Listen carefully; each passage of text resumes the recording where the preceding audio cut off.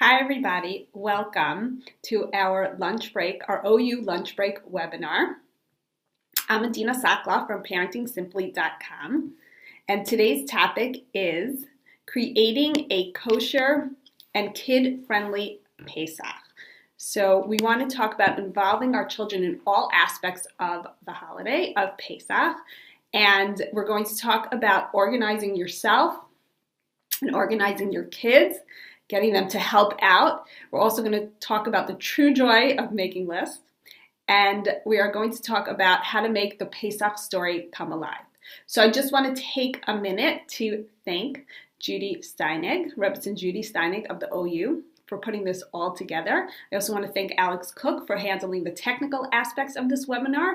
And also, I always say this at every OU lunch break webinar, but I'm so excited to be working with Devorah Katz of chalacrumbs.com.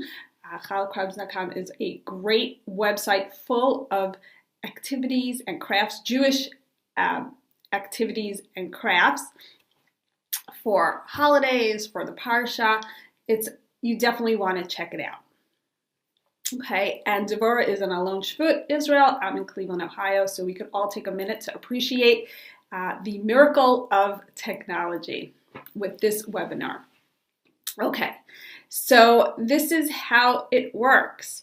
I'm going to be speaking first, and I'm going to be talking about organizing yourself and organizing your kids and the true joy of making lists, and also how to gain your child's cooperation, how to help them help you this Pesach. And Devorah is going to talk about how to make the Pesach story come alive. So she'll come on after me. Okay, so let's get started. All right, so we're going to talk a little bit about organizing ourselves for the Pesach holiday. So I am going to share with you my lists, from my treasure trove of lists, but my lists for Pesach. Now, before we get started, I need to say that this is really how I work best. With lists, I start early and I do all this. I work from lists and I start early with my Pesach cleaning because number one, I do spring cleaning and Pesach cleaning together. Okay, so if you do not do spring cleaning and Pesach cleaning together, then, again, take this part of the class with a grain of salt, okay? Just because this is the way I work best doesn't mean that this is the way you work best. I'm really just giving suggestions. And I think that this is very important to say because we all need to find a way that we work best. So I personally struggle with organization. I'm not a naturally organized person, and I also struggle with time. My time intelligence is not great. So again, I have to give myself a lot of wiggle room. And so where did I get this information from? That everybody needs to find the way that they work best. I got it from this fantastic book called Time Management from the Inside Out. I hope you could see this, by Julie Morgenstern. Okay, so in the book,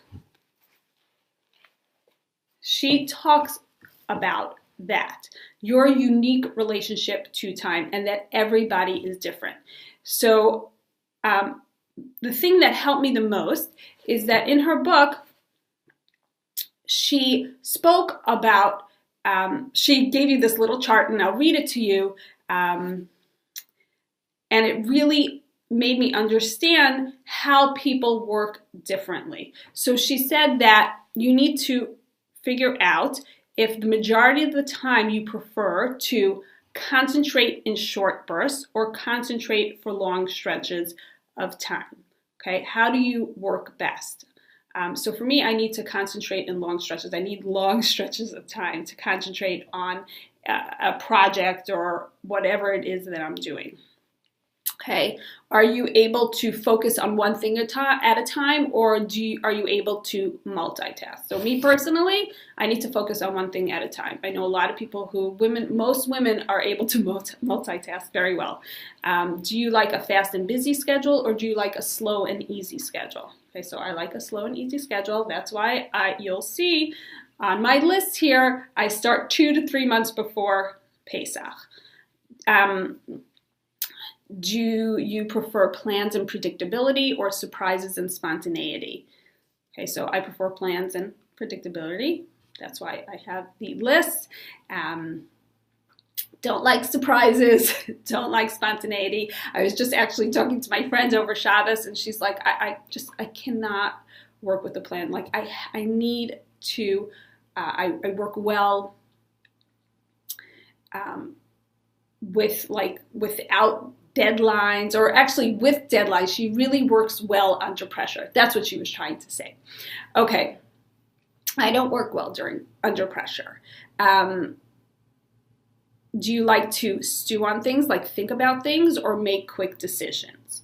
Do you like to work independently, or do you like to work collaboratively, like with a lot of people around you? So personally, again, I like to work independently. I like to work when there's quiet in my kitchen. So I really try to do as much as I can before my kids are home from school for Pesach vacation. I'm getting better at it though, having my kids help out in the kitchen, which is good. Okay, do you like to work in silence, or do you like to work with background music or noise?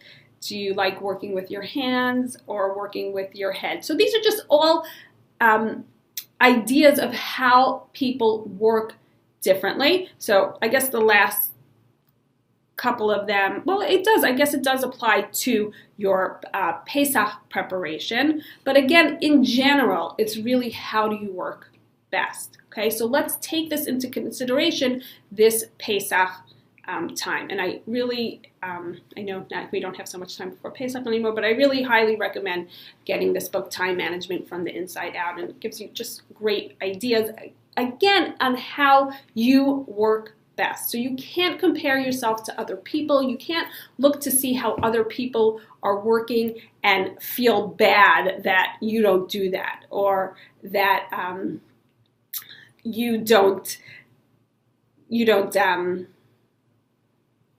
what's the word? Like you don't want to compare yourself to other people. Okay, so because you really need to look within yourself and again, see what works best for you. So again, this is just all these lists, the lists that I'm giving you here and the ideas that I'm giving you here are just suggestions. Take it with a grain of salt. If you think it'll work for you, great. Not. If this is the first time that you are making Pesach, understand that there's a lot of trial and error. So you might get some stuff wrong. You might forget to do things. That's just all part of learning how to do something new, how to prepare for Pesach. So it seems a little scary because you don't want to get Pesach wrong, but there's always room in halacha for mistakes, okay? So you can always ask your rabbi what to do if you forgot to do something. Okay, fine. So that being said, I do want to add that I'm going to talk to you about my list, about how I do Pesach, but at the end I give you, you should have on your handout a link to my friend's website, and she cleans for Pesach in 1 day. So just even looking at that article that she wrote on her blog makes me nervous because I could never do it in 1 day. But I understand that there are people who, again, work well under pressure, who really just need 1 day to do what they're doing. Also, you might have a lot of stamina. I don't have a lot of stamina. I don't have a lot of energy. I need to work slowly. So you might have a lot of stamina and energy, and you're really able to put in a whole day of work like that. So then you could look at that article and see how you can make Pesach in 1 day. Okay. All right, so let's get back to my list. So you have on your handout, you see that I like to start 2 to 3 months before Pesach. Again, this is spring cleaning, okay? This is not really Pesach cleaning. I want to make sure that I make that distinction. And also, I want you to know that as I get closer to Pesach, and it's getting closer to Pesach, if I see that, I try to prioritize what's Pesach cleaning and spring cleaning, and what is spring cleaning before, as I get closer to Pesach. Because if I see that I'm not getting certain things done, and that's spring cleaning, then I'll leave it for after Pesach, even though that drives me a little bit crazy, but I will do that. Okay. All right. So 2 to 3 months before Pesach, you want to start on your bedrooms, the basement, you want to check out the bathrooms, you want to do your junk drawers, even though your junk drawers get messy again, but I like to give it a good cleaning, and then hopefully before Pesach, they don't really need, you don't really need to go through it that much. You want to check out the hall closets. You want to check out the laundry room. Okay. Again, just some suggestions. A lot of that is spring cleaning. Now, so then about 5 weeks before Pesach, actually, also, I just want to say that I like this list. Like, I like to know what I have to do 2 to 3 months before Pesach. I like to know what I need to do 5 weeks before Pesach. You might like a different type of list. Okay? You know, you might like to just have a whole list of what needs to be done and just check it off that way. Again, whatever works best for you. All right, so 5 weeks before Pesach, I really start trying to shop for Yom Tov shoes and clothing. That I feel takes like a really long time. I mean, I only have one girl. My boys are generally pretty easy to shop for, but a girl, I think it just takes longer. I also like to schedule haircuts 5 weeks before. So, because my barber never has any appointments left before Pesach, the week of Pesach, which of course I learned the hard way. Okay, so that's why I have it written down here. All right, then, 4 weeks before Pesach, you want to start looking in your living room, your family room, and cleaning all that stuff up. You also want to take into consideration, my kids are not little anymore. So my youngest is 11. If you have little kids, you might have to do this a little bit differently. All right, so when you're at different stages of your life, I feel like it gets a little bit easier as they get older. But you do have to take that into consideration. If you're at different stages of your life, you might not be able to clean up the family room until the week before Pesach. Okay. So then 3 weeks before Pesach, which we're past that point, my garage is not clean, but that's really my husband and my kids' job. So you want to clean the garage, you want to clean the cars. I like to clean my extra freezer, and you'll see why in a minute. I like to shop for my food staples, paper goods, like anything that I get done, I like to get done. Try to buy like the new utensils and dishes that you need. Tovel and any new kalim. Okay. 2 weeks before, I like to do my Costco shopping, my meat and chicken, and that's why I clean my extra freezer, because I just stick it in the freezer. I just actually also, I put down plastic in my laundry room. I don't have a Pesach kitchen, but I put down plastic in my laundry room, and I use the laundry room sink, and I just clean my chickens. I season my chickens, stick them in, I lie them flat, I stick them in the freezer, so I just have to pull them out. Right before Pesach, I do that with my roasts. I do that with my turkey breast, and it's all ready. So it's just all ready to go. My friends, I was just talking to my friends, they think I'm crazy. They think I make a big deal out of cleaning chickens. It's not such a big deal. So again, this is just the way that, like, I feel more comfortable that my chickens are in the freezer and they're all cleaned and ready to go. But I have friends who are like, that is like the least of my problems. Like, the kugels are my issue. The kugels are the hardest thing for me. So again, whatever works best for you. Okay. 2 weeks before, I like starting to clean my oven, because I have a self-cleaning oven, but just like around the corners, it's just always some issue there. You want to, if you need to kasher some chametz utensils, like we just like to kasher our kiddush cups. My husband has a kiddush cup that he really likes to use. I like to clean my pocketbook around that time. Okay, then 1 week before, then you're going to clean and kasher your kitchen. You're going to turn over. So here's just an oven, the stove, the backsplash, the cabinets. Just a list of the things that you need to do in the kitchen. I like to have it in a list. Wash chairs, tables, wash down the refrigerator, the garbage can. I always forget the garbage can. Also, when my kids were little, the booster seat, the high chairs, and also the strollers. So you generally have to do the strollers like a week before because, I don't know, my kids used to eat in their stroller lots of snacks and stuff like that. Okay. And you want to shop for all your fresh food ingredients. Don't forget your eggs. And you want to start cooking. So this year I'm cooking, we're turning over, God willing, on this Motzei Shabbat, and then I'll start cooking probably Sunday. Okay. So I'm just, again, suggestions, you start cooking, cleaning your dining room, haircuts for all, 2 days before. You want to shop for your dairy products, your milk, your yogurt, your fruit, okay? You want to wash your romaine lettuce. Then 1 day before, I like to boil potatoes for karpas. I try to do everything so that Erev Yantiv is kind of calm in my house. So I'll boil the potatoes for karpas. I'll roast the egg and the zroa, the shank bone. I'll make my maror. Some people don't like to do that because it does lose its kick. You do it, a lot of people like doing it Erev. You want to I take my mains and my kugels out of the freezer to defrost if I had made them in advance. I don't think this year I'm going to make them so much in advance. You could set the table for the Seder. And then Erev Pesach, burn the chametz. I make the charoset, the salad, the vegetables, the Salzwasser, the salt water. And you want to cook or warm up your ready mains.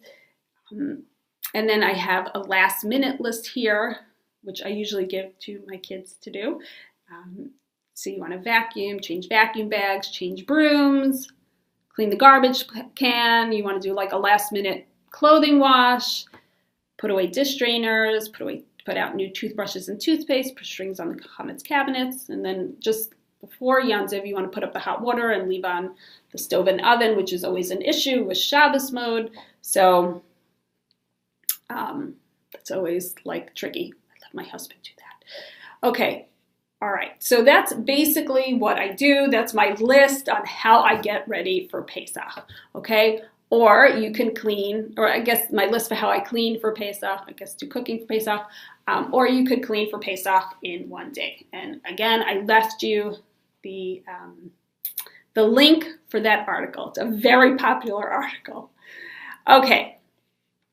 I also have like a master list of Pesach foods to cook. So I just list everything that I need to make. I don't necessarily make everything. Like I tweak it every year, but that's basically what I do. And I like to work from that list, and I love crossing off the things that I make from this list. Okay, so those are just some suggestions. Also, here's a master Pesach shopping list that really works well for me. I like to work off of that list as well. Okay. So that's really the first part of our class. The second part of my part of the class, is really helping our kids help us, okay? Or getting our kids, gaining cooperation from our children, getting our kids to really help out. So I think what we need to know,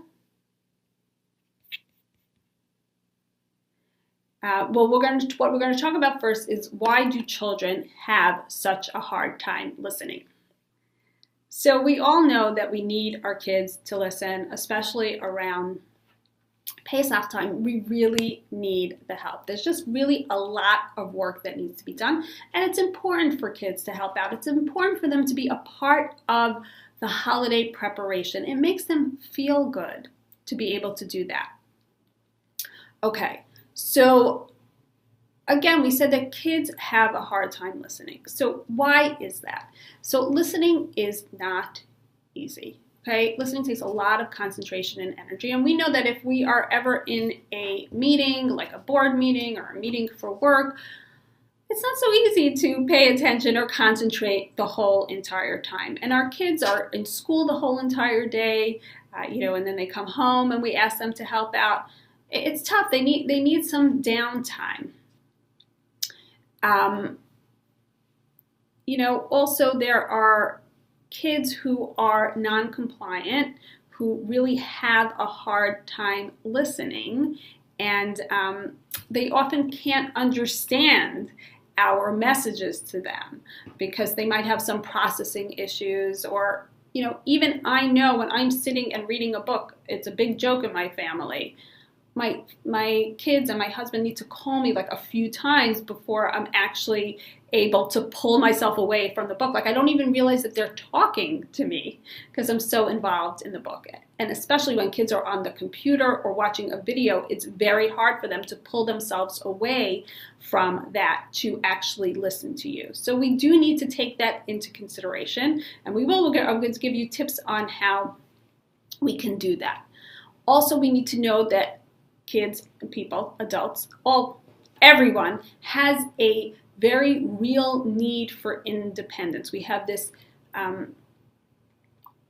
we don't like people telling us what to do. Nobody likes people telling us nobody likes people telling them what to do, okay? And kids have this very strong, I should say some kids have a very strong need for independence. Some other kids are laid back. And this is an important part of being human, okay? If that need for independence is important because it makes us feel like we have control over our lives. We feel empowered by knowing we can take care of ourselves. And it really is the groundwork, it's the basis for having self-respect, for having confidence, for having resilience. So we don't really want to, we want to encourage our kids to think independently and to act independently, but we also have to balance that because they need to listen to us. It's very important for them to respect their parents. So we are going to talk about some ways where we can ask our kids to do things without compromising that need for independence, with learning how to stop giving direct commands and asking them in more respectful ways, in a way that really takes that need for independence into account. And I think we spoke about that last year as well in our Pesach OU Lunchbreak webinar. Okay, and also we need to know that kids routinely misbehave. They're really, officially, they're not supposed to listen. It's sort of like great if they do, but if they don't, that's kind of normal, okay? Because kids just misbehave, okay? Non-compliant behavior is just a normal part of the child-parent interaction. And so I guess I'm saying this so that we don't get angry at our kids when they don't listen. Okay? It's normal. Does that mean that we should just let them not listen and not help out? No, that's not what I'm trying to say here. But again, we don't have to get angry that they're not listening. It's kind of normal for them not to listen. And then we need to find ways to encourage them to listen or to train them to listen. And that's what we're going to talk about today. Okay, so here are some tips to help us gain their cooperation, gain our children's cooperation. So number one, as you could see before, I like to make lists. So I really try to make lists. And here's just an example of the list that I make Erev Pesach, which actually you have before. We went over that before. So I'll make a list like this, and I'll usually make a list every day in the morning for my kids, and I'll write their names. I'll write their name like next to the things that I think that they should do. A lot of times I'll ask for their input, like if that would be something that they would like to do, or even if they don't like to do it, if they would mind doing that job. Other times I'll just write down what needs to be done, and I'll have them pick what it is they want to do. And sometimes I'll just write their name next to what I think they should be done, or the job that needs to be done. Okay, it really depends on my mood. It depends on what's going on in the house. But if you have a very independent child, I would really suggest that you work with them to make that list. I think it just works better that way if you have a very independent child, okay? And it lets them know what to expect. You're not surprising them. Again, kids hate to be surprised. They don't want to be pulled away from their computer and reading a book or playing outside, whatever it is that they're doing. They have a hard time being pulled away from that. And this way they know what to expect. And you could say, I need this done by 10 o'clock in the morning. I need this done, by 4 o'clock in the afternoon. Give it a time frame. Okay, and that's really basically for older kids, but even younger kids, you could make lists with them, like with simpler things to do. Okay, you could also have mini meetings in the morning. So generally I do this. I try to, every morning to just gather everybody together, right? And we'll say, tomorrow I'll need help cleaning 2 shelves in the pantry. Today I'll need you to peel potatoes and carrots. Also, we want to prepare them for the spontaneous help that you're going to need, because you are going to need them randomly throughout the day, especially the 2 to 3 days before Pesach. So you want to warn them, and you want to say, just letting you know that today I'm going to need lots of help without much warning. I know it could be frustrating. However, I will need your cooperation. Okay, and they basically know that Pesach is crunch time and that they are going to have to help out. Okay, but we do want to let them know. We want to remind them that they might be needed on a minute's notice. Okay, and that will help gain their cooperation. It's not great, but it will help. Okay.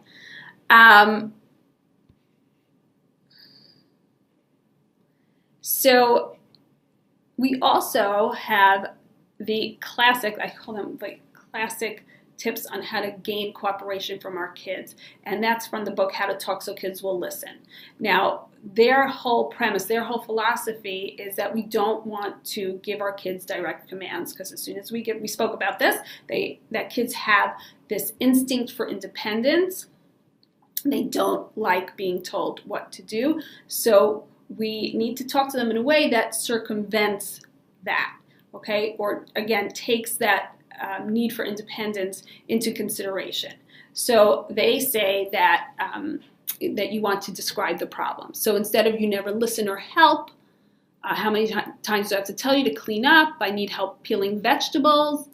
You want to say, "there's a whole bag full of vegetables and carrots that need to be peeled." Okay, so just listen to the differences in those sentences, in those phrases. Okay, the first one is accusatory.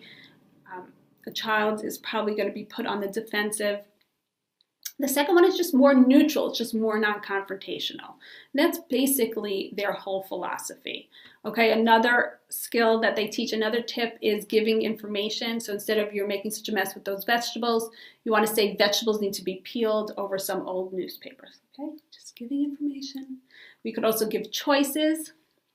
This is great for gaining children's cooperation. We spoke about this also in our Purim webinar. So instead of "you better help out now," do you want to peel vegetables or set the table? We also want to say it with a word. Instead of "I've asked you 10 times to help out and just sitting there, you're being so lazy," you just want to say "the vegetables." Okay. I've even yelled this to when my kids are not in in their bedrooms, or I'll be like, "the vegetables." Okay, meaning, and then they infer that the vegetables need to be peeled. Okay. Also, talking about your feelings is another great skill. So instead of "get off the computer right now and help," you could say, "I feel so frustrated when I have to ask you more than once to help out, especially on Erev Pesach." I personally love this skill, that you get to talk about your feelings. You get to talk about the fact that you're frustrated, because it is very frustrating when your kids don't listen. We didn't talk about that. We only spoke about how kids feel. and why they don't listen, but it's very frustrating for parents. It's very annoying and we really get angry. So this is a way for us to let off a little bit of steam without accusing, without making them feel bad. Okay, so I personally love this skill and I use it often. Okay, also writing a note instead of we need to clean the pantry, the drawers, and the chairs, then we need to bake the cakes and the cookies. We just want to try. It's hard, I think, to see, but again, the list, which we spoke about before. Okay, just try writing it down. Okay, now the last one here, I really got this idea from Sarah Hannah Radcliffe, her book, Raising Your Children Without Raising Your Voice. She really talks about being positive. Okay, so this also, it just creates a great atmosphere in your house, or a better atmosphere in your house, a happier atmosphere in your house as you're getting ready for Pesach. And actually, I take a class with this woman, Rebbitzin Barkin, who's she is Eitz Hadekis. She lives in Cleveland. And she said that you really need to realize that all this Pesach preparation is such a huge mitzvah. And with everything that you do, all the cooking and the cleaning, you're really getting a lot of zchuyot. You're really getting a lot of mitzvahs as you prepare for Pesach. And she says, just try to keep that in mind as you're preparing. So it's a little tricky as you're cleaning the oven to say, oh, wow, this is such a big mitzvah. But if you do, it changes things around a little bit, okay? It makes it, I guess it elevates cleaning the oven to just from something that's really mundane and boring to something that's spiritual and a mitzvah. So that's one way that we could really be positive. Okay, and we don't want to say things like, I'm never going to be able to get everything I need to get done for Pesach done, or I can't get it together. We want to say, I can do this. I can manage and cope. It will all work out in the end. And we want to have our kids hear us say this. This is going to work out. This is tough, but we're gonna do this. We're going to get to Pesach. Right? I hear so many people say, Pesach comes anyway. It always does, and we're always ready. And it is true. It's true. We will be ready, God willing, when it gets here. Okay. I also just I want to read to you what Sarah Hannah Radcliffe says. She says that positive words leave a lasting positive impression in the brain. Therefore, avoid using negative words in any kinds of sentences. Okay, so we want to remember this when we're talking to our kids before Pesach, as we're preparing for Pesach, as we're trying to get them to help out. So she says, for instance, avoid, don't be rude, or that was rude, right? So kids are going to probably be doing things that you feel are very rude before Pesach, like not listening to you or fighting with their siblings. So again, and instead of saying you're speaking in a rude way, all of which are interpreted as the exact same way by the child's brain as you are rude. Instead, you want to use the positive word in your correction. So you should have this on your handout. The exact opposite of the negative word. Please speak in a respectful way, or please say that in a more polite way. All negative words can be replaced with their positive opposite to yield long-lasting positive emotional and behavioral results. Okay, so I really think that this is just common sense, right? Please be polite.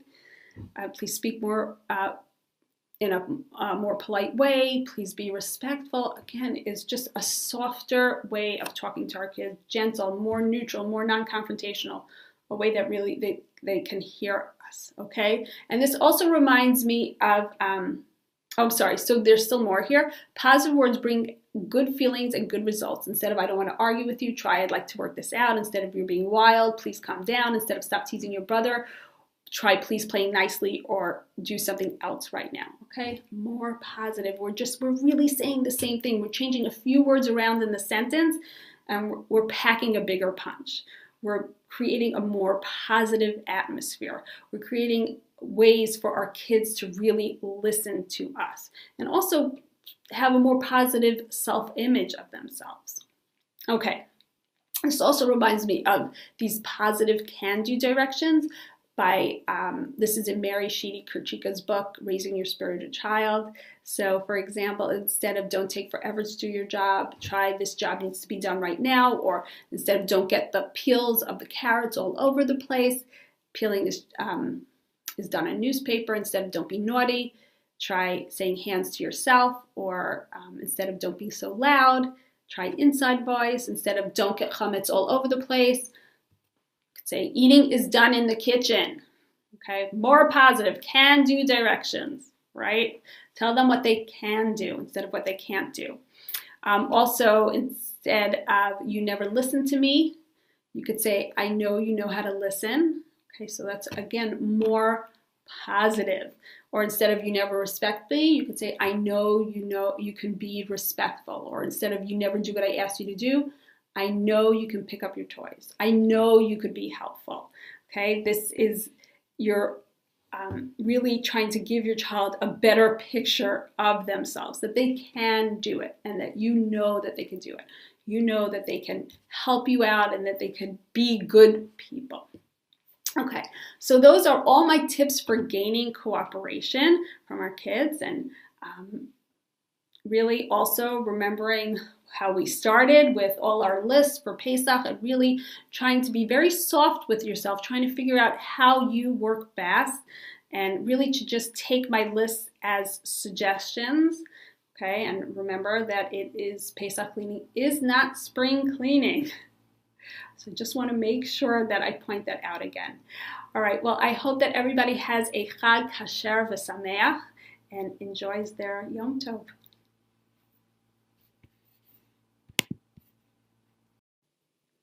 Hi, everybody. Welcome to our lunch break, our OU lunch break webinar. I'm Adina Soclof from ParentingSimply.com, and today's topic is creating a kosher and kid-friendly Pesach. So we want to talk about involving our children in all aspects of the holiday of Pesach, and we're going to talk about organizing yourself and organizing your kids, getting them to help out. We're also going to talk about the true joy of making lists. And we are going to talk about how to make the Pesach story come alive. So I just want to take a minute to thank Judy Steinig, Rebbetzin Judy Steinig of the OU, for putting this all together. I also want to thank Alex Cook for handling the technical aspects of this webinar. And also, I always say this at every OU lunch break webinar, but I'm so excited to be working with Devorah Katz of chalacrumbs.com. Chalacrumbs.com is a great website full of activities and crafts, Jewish activities and crafts by Julie Morgenstern. Okay, so in the book, she talks about that, your unique relationship to time, and that everybody is different. So the thing that helped me the most is that in her book, she spoke about, she gave you this little chart, and I'll read it to you, and it really made me understand how people work differently. So she said that you need to figure out if the majority of the time you prefer to concentrate in short bursts or concentrate for long stretches of time. Okay, how do you work best? So for me, I need to concentrate in long stretches. I need long stretches of time to concentrate on a project or whatever it is that I'm doing. Okay, are you able to focus on one thing at a time, or are you able to multitask? So me personally, I need to focus on one thing at a time. I know a lot of people most women are able to multitask very well. Do you like a fast and busy schedule, or do you like a slow and easy schedule? Okay, so I like a slow and easy schedule. That's why you'll see on my list here, I start 2 to 3 months before Pesach. Do you prefer plans and predictability or surprises and spontaneity?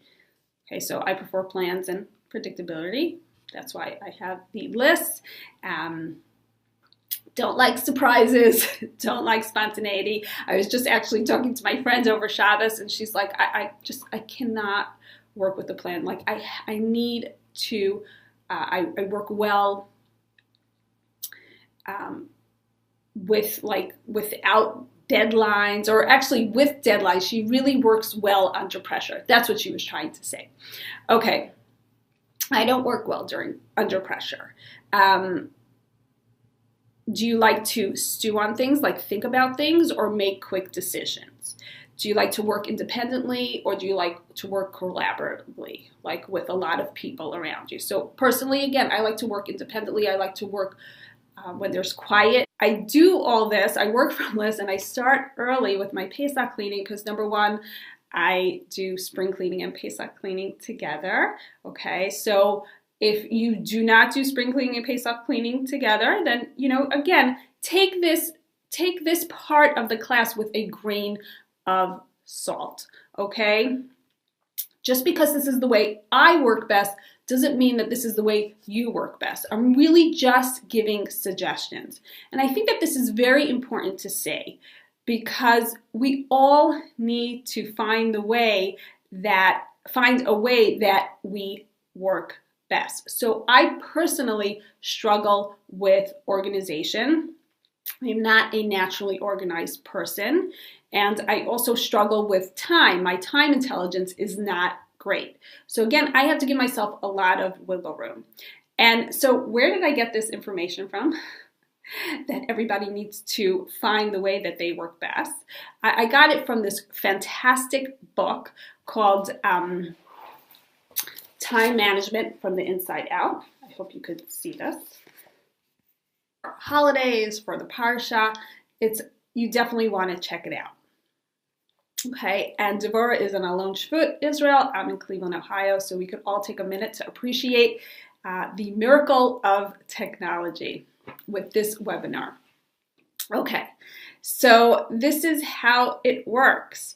I'm going to be speaking first, and I'm going to be talking about organizing yourself and organizing your kids and the true joy of making lists, and also how to gain your child's cooperation, how to help them help you this Pesach. And Devorah is going to talk about how to make the Pesach story come alive. So she'll come on after me. Okay, so let's get started. All right, so we're going to talk a little bit about organizing ourselves for the Pesach holiday. So I am going to share with you my lists, from my treasure trove of lists, but my lists for Pesach. Now, before we get started, I need to say that this is really how I work best. With lists, I start early and